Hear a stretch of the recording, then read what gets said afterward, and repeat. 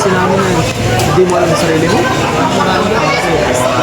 At tulad ko lang ano, dati tol nagiinom ka lagi.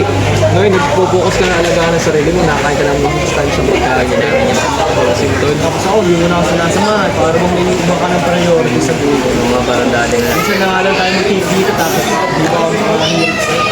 Nagseset, kumbagay nagseset ka ng boundary sa sarili mo tol. Ano ba, ano may problema ka ba? Insecurities man lang, kaya hindi ka nasama sa amin. Ano problema mo? Pwede mo naman sabihin sa amin. May mga problema lang kasi ako na ayaw kong sabihin sa iba. Gusto ko munang sarilihin. Pare, dito mga kami, itong mga kaibigan mo kami. Tutulungan ka namin kung anong problema sa sarili mo. Siyempre pare kami kaibigan mo, kayo makapabalalapit diba? Kaya nga nandito kami para sa iyo tol, para makinig sa mga problema Ay, mo. tayo lang din nagsasamahan palagi. Oo, siyempre. Ngayon, tol, total kami naman ang lagi mo nakakasama sa ngayon. Sabihin mo na sa amin yung mga problema. Ano ba yun?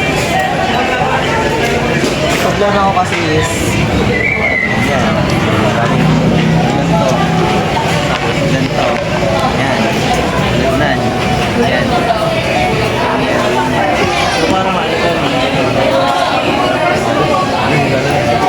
Dali naman kasi yun. Walang kailangan mo yung palagi maligo. Kasi nag-plak ba ako?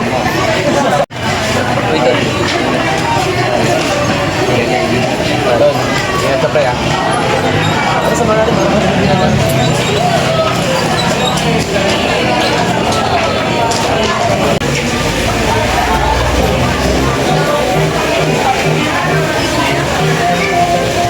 Ano yung ginagawa mo? Parang magsusunod ka.